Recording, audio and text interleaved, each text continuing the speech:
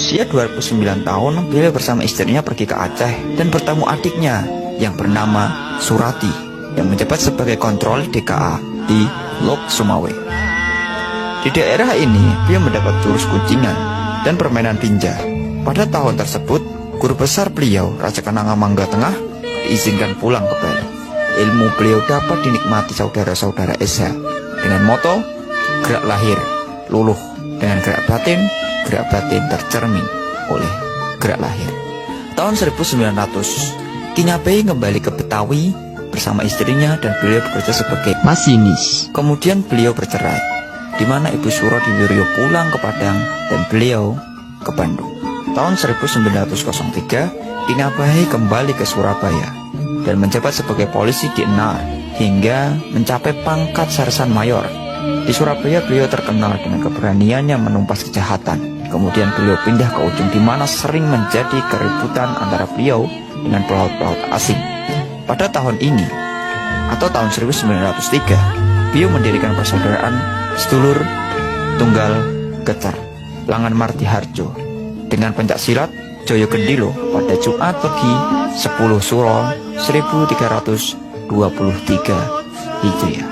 Pada tahun 1905, untuk kedua kalinya beliau melangsungkan pernikahan yaitu dengan Ibu Sarijati yang saat itu berusia 17 tahun.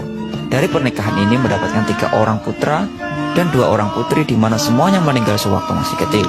Beliau berhenti dari polisi Dinar pada 1912 bersamaan dengan meluapnya rasa kebangsaan Indonesia yang dimulai sejak tahun 1908. Beliau kemudian pergi ke Tegal, ikut seorang paman dari almarhum saudara Apu Surya Winota yang menjabat sebagai Obsikter Irigasi.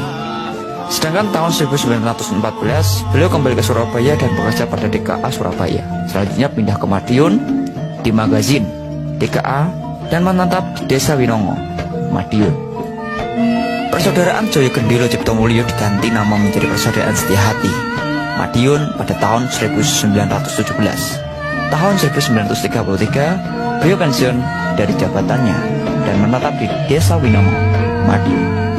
Sedangkan tahun 1944, beliau jatuh sakit dan akhirnya wafat pada hari Jumat Legi 10 November 1944 pukul 14.00 bulan Selo tanggal 24 tahun 1364 Hijriah di rumah kediaman beliau di Winongo dan dimakamkan di Pasarian Winongo Deknan Kijeng Batu Nisan Granik dan dikelilingi bunga melati.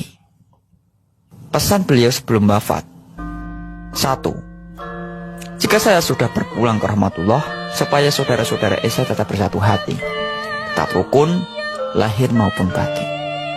2. Jika saya meninggal dunia, harap saudara-saudara Esa memberi maaf kepada saya dengan tulus ikhlas. Pesan yang ketiga adalah, saya titip Ibunda Nyi Suro Diwiryo selama masih hidup di dunia fana ini. Yang keempat, Al-Quran Surat Yasin yang berbunyi, Salamun qaulam mir rabbir rahim. Salamun qaulam mir rabbir rahim. Salamun qaulam mir rabbir rahim.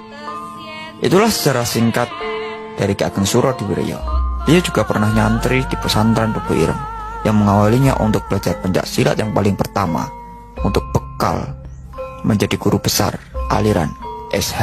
Begitu saja dari saya, kurang lebihnya mohon maaf, dan berikan pendapat kalian yang lebih baik dengan cara sopan dan santun. Terima kasih. Wassalamualaikum warahmatullahi wabarakatuh.